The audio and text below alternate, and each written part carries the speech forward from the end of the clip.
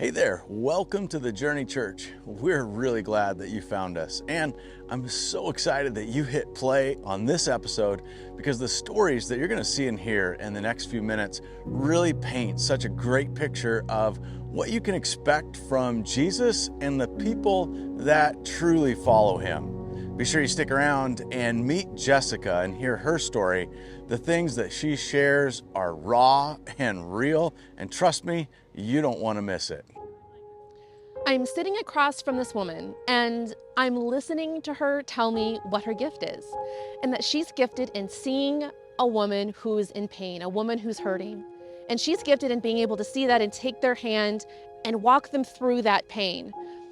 And as I'm listening to her, I'm thinking, oh my gosh, like I found her and she found me. This is how it was supposed to be. That's why I went to that retreat. That's why I found this church. That's why I shared my story at Women's Bible Study. That's why she called me, because she saw my pain. Finally, someone saw my pain. That's so great.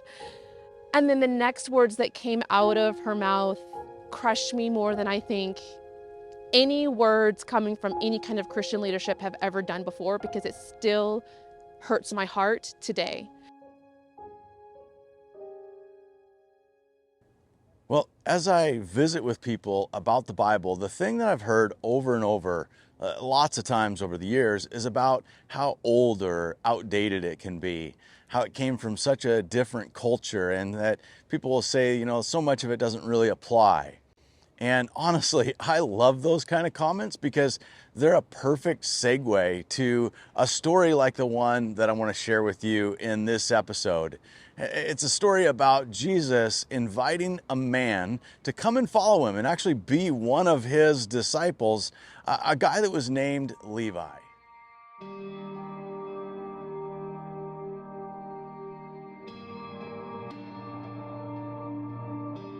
Well, the culture and circumstances surrounding Jesus inviting this guy Levi to be one of his followers are really similar to the way things are today. I mean, honestly, they're so close, it's not even funny.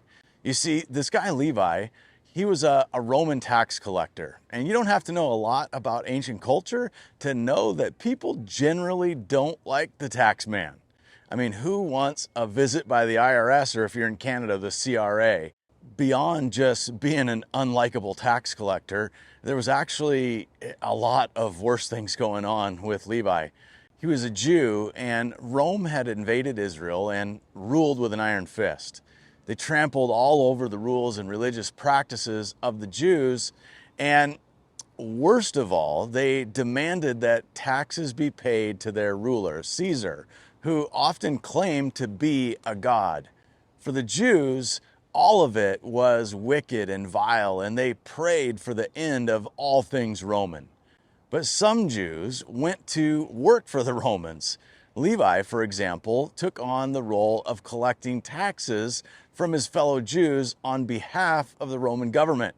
He and other people like him were some of the most hated and despised people in all of Israel. Well, good Jews believed that they really must choose absolute separation from sinners if they were going to remain pure. And that definitely meant avoiding tax collectors. But along comes Jesus, and he totally flips the script. And we're going to get into that in a bit. And man, it is so good, like such a cool thing. But before we do, I want to share a real life story with you. Sometimes I think it's easy to read the Bible and hear these stories, and they kind of feel like far off examples.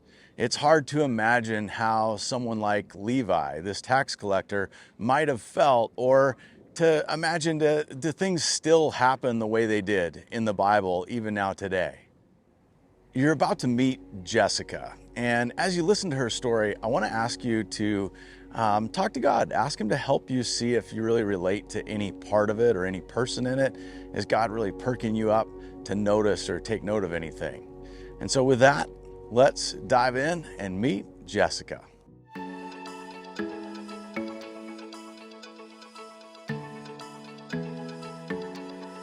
I'm Jessica Biles, and this is my church story.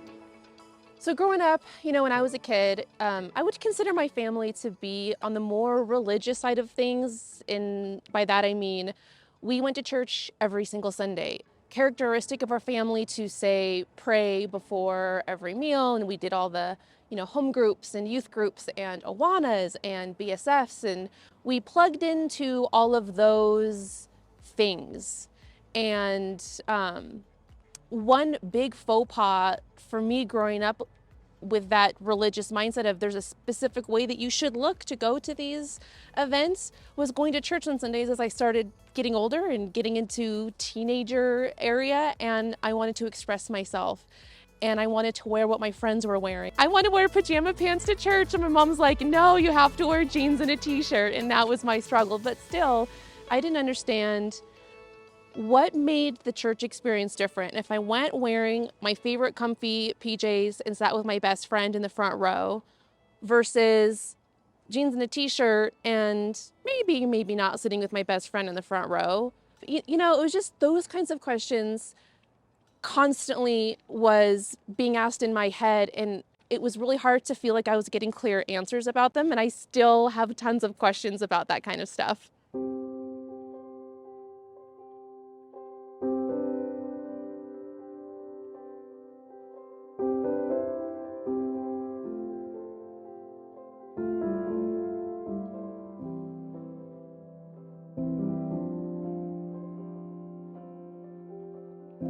And as I started to get older and I entered into high school area, I really wanted to be a really good Christian, and I wanted to reach the lost.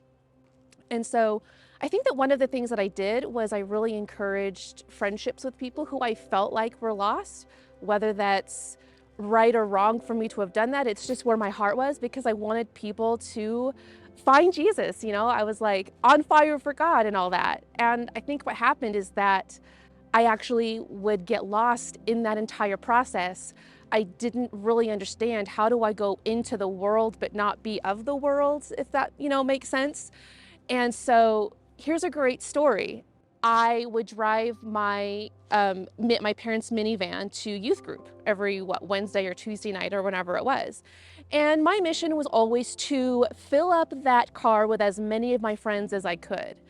And there was a particular instance, and this may have happened more than once, but there was this particular instance where I was driving the car and my friends in the back happened to all be what you might refer to as potheads.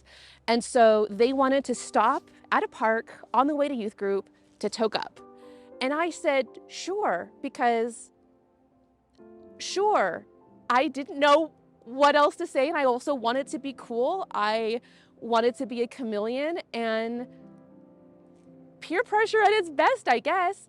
And so we go to the park, they go to the bathrooms. I think I just hung out in the car, and they all smoked, and then they got back in the car and we went on to youth group. And for me, that was always been a conflicting thing that happened, because I brought them to youth group. But the way that I brought them to youth group, I'm not sure if that was, the Jesus way or not. And that's the energy that I tend to bring into this religious culture. And another big piece of my church life and growing up is my relationship with my dad. And I don't think that's abnormal. And so one of the big pieces for me that I was constantly searching for as a young person, as a young adult, was for love and acceptance by my earthly father first, and by my heavenly father second, third, fourth, even fifth. Honestly, I cared more as a teenager and young person, young adult, about the physical needs, the right here, right now, in my face. Are you going to love me and accept me for who I am right now? I wanted that above having a heavenly father to lean into. Now I have to take a minute.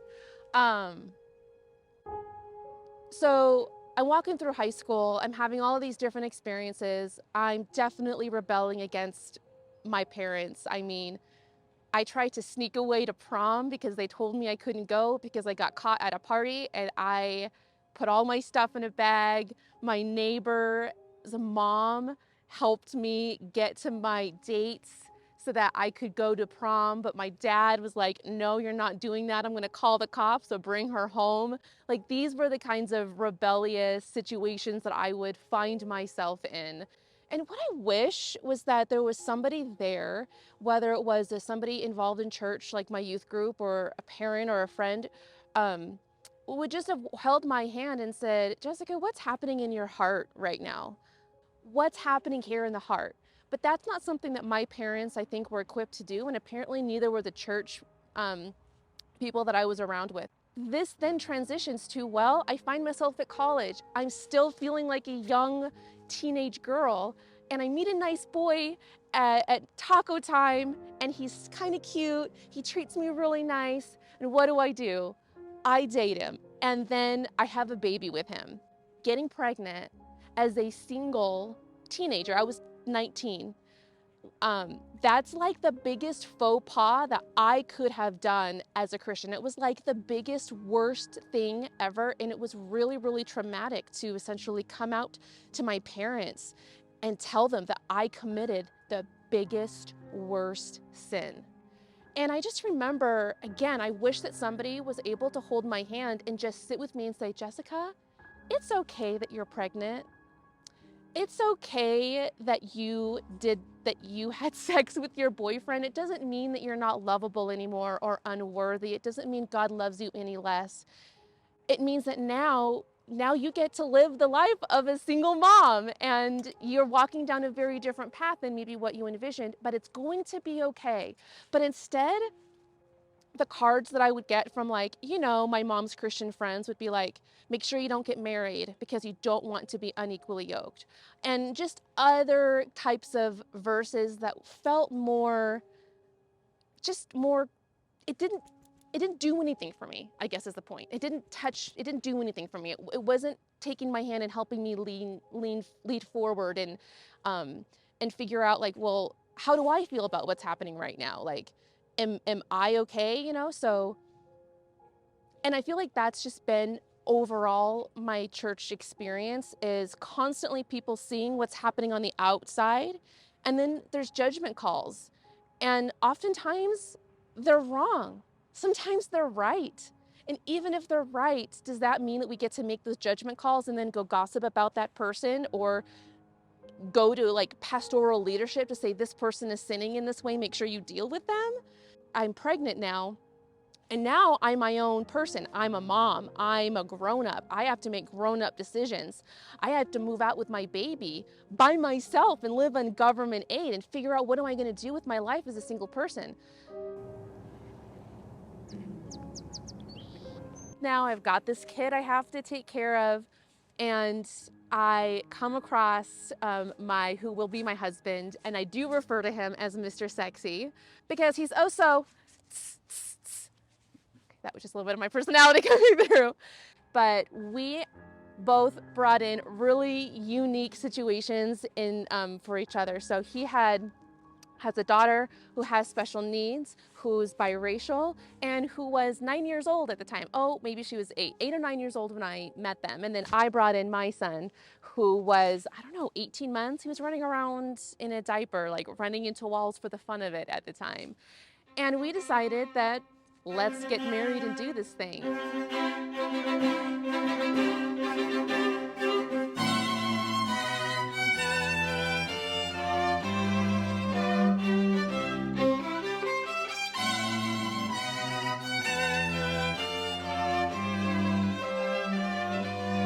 Marriage ain't for the faint of heart. And if you're married, you know what I mean. If you know, right? So we wanted to live the good Christian life. We wanted to make sure that we go to church every Sunday. I want to make sure everybody looks nice. What does that sound like? Like my mom telling me to make sure I look nice for church on Sundays, because I wanted us to have that good Christian happy image.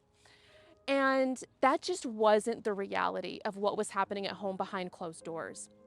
Because at home behind closed doors, blending a brand new family, that had a lot of bumps and bruises. There was a lot of tears. There was a lot of stress. There was a lot of hardship, and it was all very, very alone.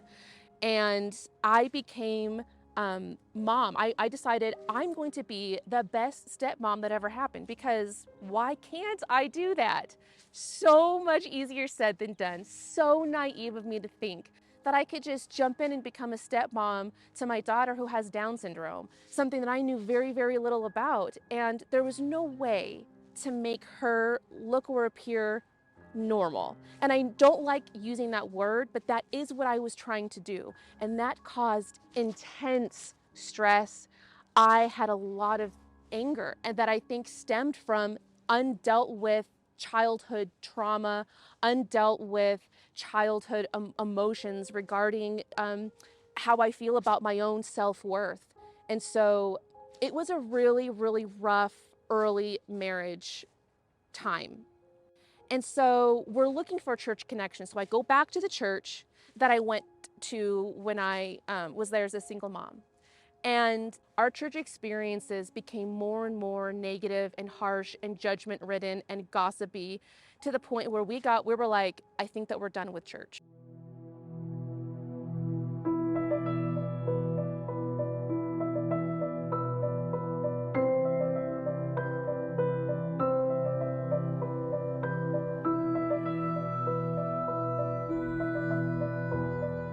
There is a specific church story that has played a significant role in my life and in the life of my family.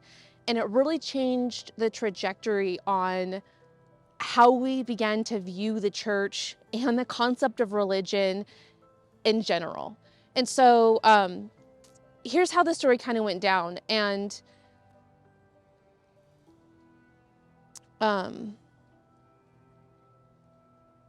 just give me a second, I'll get there. So we decided, okay, let's get plugged in. Let's go to women's Bible study. Oh, it turns out that there's a women's retreat happening. I don't really want to go. I'm not sure I'm available for this, but I think I should go, because that's what Christians do. We go to the retreats.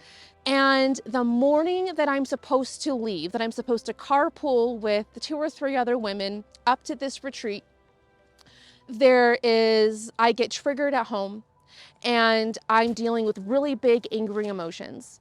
And at that time in my life, and what I had been doing for a very long time, is I used alcohol to cope. And I found the beers that had the highest level of alcohol content, and I downed a couple of them, 2 or 3, because I just wanted to not feel how I was feeling. And I was in the middle of packing. I maybe was mostly packed for my weekend, but I knew, I was like, I'm not going.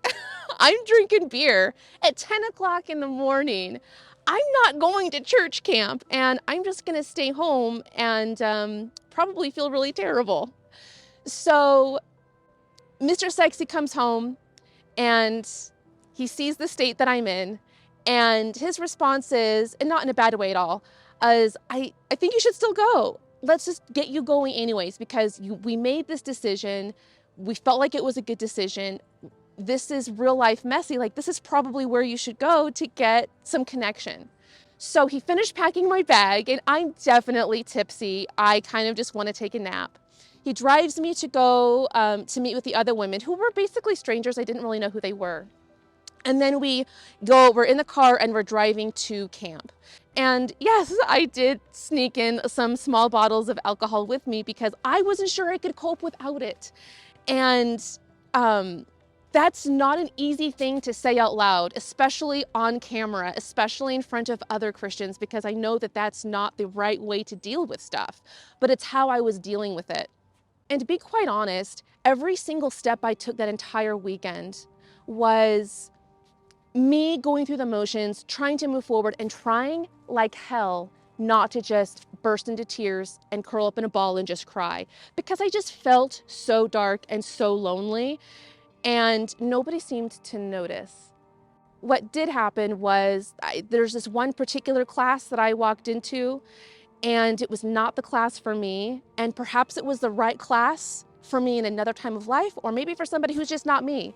But all I wanted to do was take my bag and my Bible and just throw it at the presenter, because what she was teaching was so opposite from what my private life was. She was teaching calmness, that your home, the essence of your home, comes through with your aura and your voice and being calm and not yelling. And I'm thinking, well, all I honestly do is I yell. Like, this is kind of my parenting strategy right now because I'm not functioning any other way. So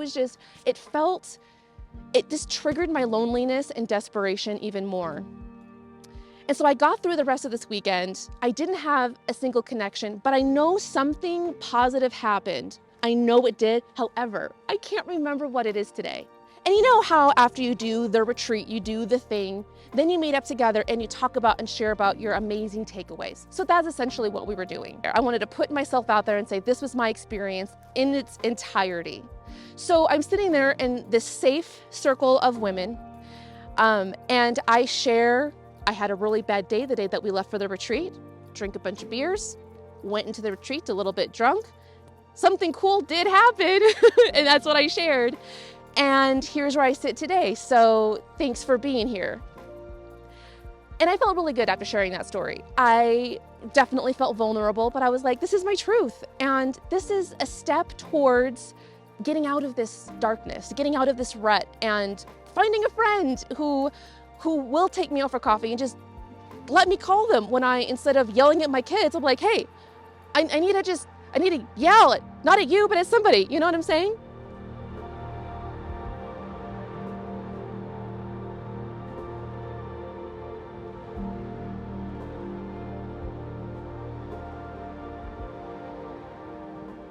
And then I go home and a couple of days go by and I get a phone call from the women's Bible study leader.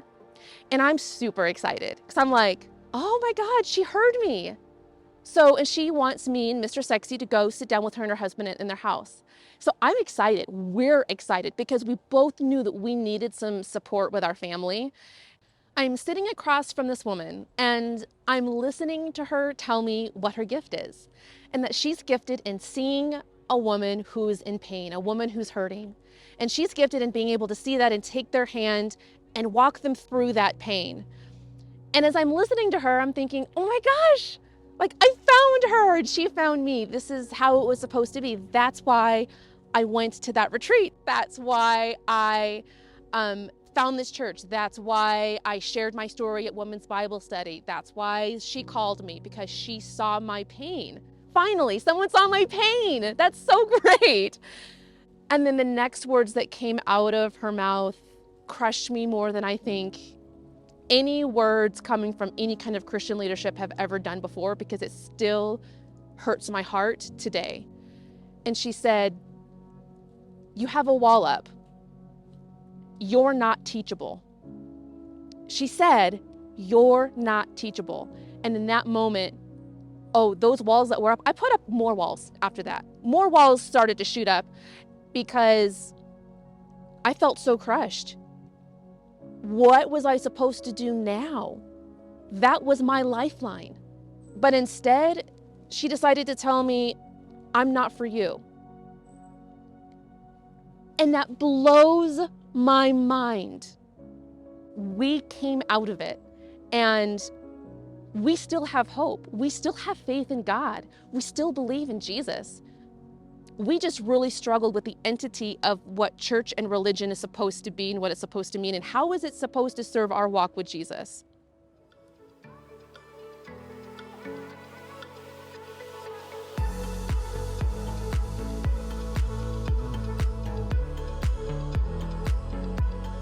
We spent a significant time away from physically going to church or going to church type places or activities, but that doesn't mean that we lost our faith or that we didn't consider ourselves Christians. We were just the kind of Christians who didn't go to church, and honestly, we weren't too sure how we felt about that in the scheme of things. So we're like, maybe we try this church thing again. And we knew that we wanted to connect with the pastor immediately before we decided to lean in all the way and say, go to a small group, try to make any friends, that kind of thing. So we connected with this guy, Thad, and he was this new pastor of this church we ended up getting together for coffee, and it was a really cool, unique experience for us because we went into this meeting essentially wanting to download him on who we are, what we've been through, what I specifically do for a living, and can you handle it? Like, are you on board? Can you, as the human being, accept us as the human beings as we are today? And what the conversation ended up revolving more around was actually Thad and his life story. We actually got, I feel like all of the bullet points and where he was at in that time in his life is he was walking through like getting a divorce, and is eventually what happened.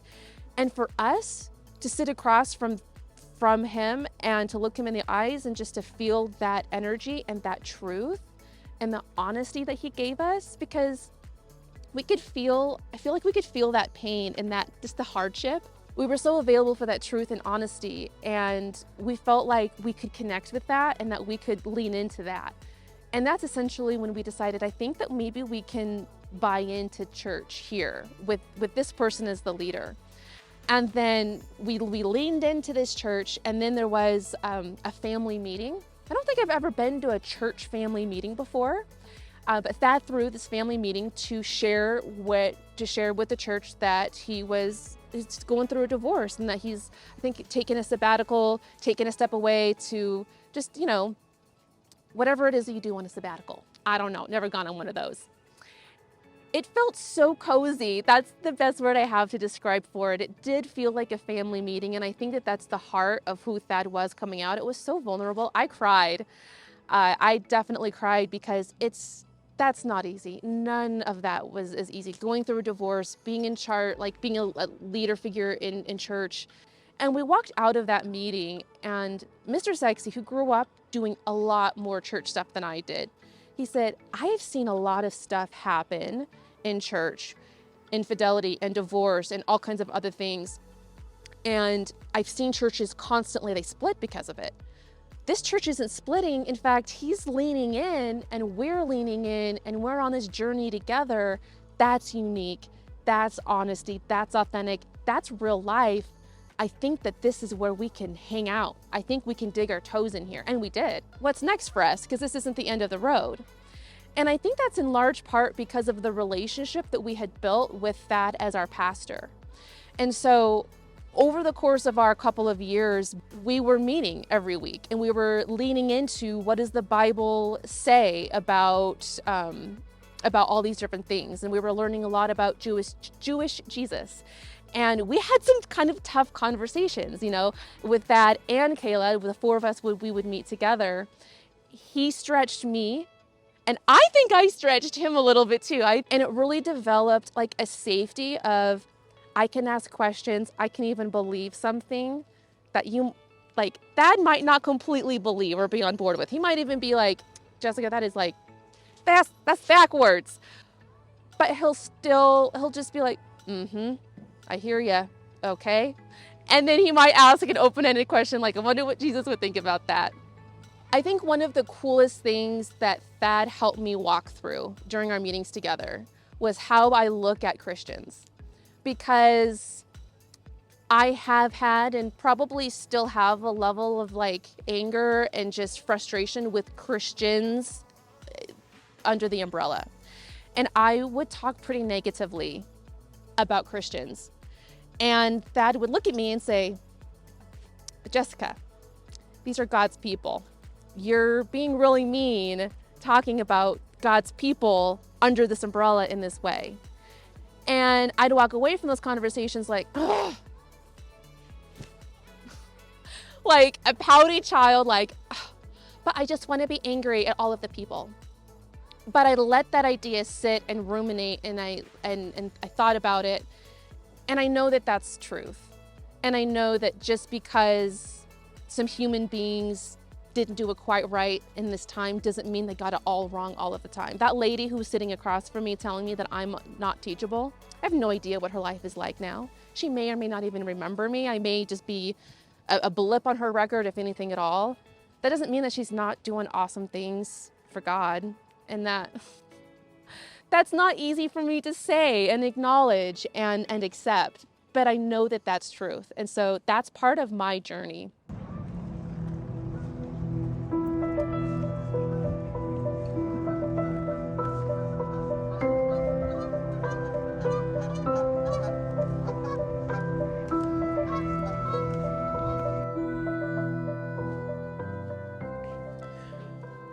Man, I really appreciate her sharing her story, and so much of the things that she shared are just really raw and real, and they just really speak to a lot of the hurt and hardships that she felt trying to navigate some of the things that she was dealing with, some of the unhealthy ways she was coping and things she was working through, and how it related to her church experience.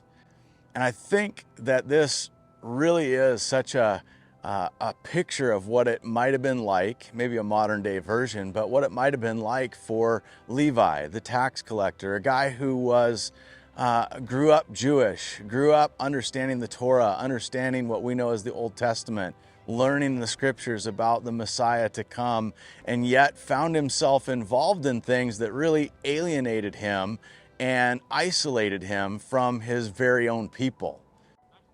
In Luke chapter 5, we read about Jesus calling Levi the tax collector. And it's a pretty straightforward passage in Scripture. It just essentially says that they came upon him and called him and just invited him to come and follow him. And what I love is Levi's response.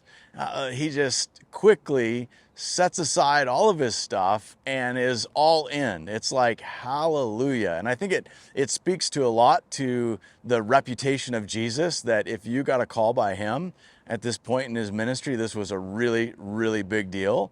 And also speaks to the urgency and desperation of a guy like Levi.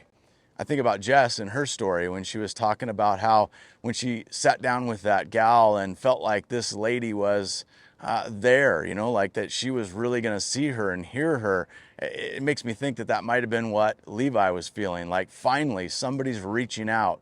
Somebody sees the mess that I'm in, and how much people are frustrated with me, and somebody's inviting me in. And so right away, Levi goes to throw a party. So Levi invites a bunch of his friends and associates, some of the rough around the edges crowd, over to have dinner and dine with Jesus. And Jesus, and I'm sure some of the other disciples, gathered at the house of Levi, the tax collector. And this, of course, stirred up a big old hornet's nest with the Pharisees and the religious leaders of the time. They were so frustrated and just stressed out about Jesus having a meal and associating with and having table fellowship with sinners and tax collectors. I love the way Jesus responded to the Pharisees. He really did flip the script on what they thought holiness involved. For a good Pharisee, a good religious participant of the day, holiness so often was seen as isolating yourself, separating yourself, being far from anything that could make you impure or dirty or spiritually or religiously unclean. And Jesus comes along and goes, you guys are missing the boat. It's not about spiritual uncleanliness by associating with people that are struggling with sin, that are messy. He says, you can be holy, set apart for God, for a purpose, and be righteous and right with God, and sit and dine with sinners and tax collectors. And he gave them this amazing, challenging new picture of what it meant to reach lost and hurting people and be a holy and good God.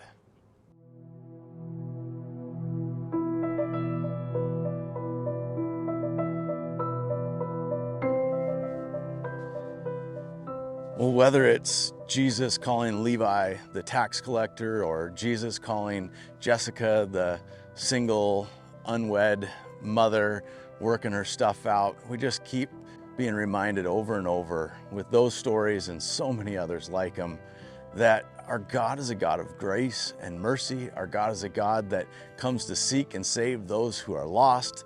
And our God is a God who is happy to dine with and sit with sinners and invite them to not stay as they are, but to come and actually take the time to get to know Him, and for Him to get to know them. And so if you're feeling like you're on the outside and feel like maybe you've never fit at church, or you've just got a story that maybe you could relate with some of the things Jessica shared, I would just encourage you to connect with us here at the Journey Church. We're glad that you're with us, and we hope that this speaks to you in a powerful way. If you can relate to any part of this story, then I encourage you to go ahead and check out The Journey. Go check out the previous YouTube episodes. I promise you there's gonna be some really cool stuff that you learn, because I'll tell you, our entire family, we sit down, and every Sunday morning, just like we all grew up, me and Mr. Sexy grew up going to church, we sit down and we watch The Journey on YouTube while we eat a big family breakfast. And then afterwards, we engage in conversation, and I ask all my kids open-ended questions like, what did you learn? What did you like? What in the heck are you waiting for? Send Thad and Kayla a message. See if they'll even respond to you. It's like a test, a really fun test that I know you're gonna ace.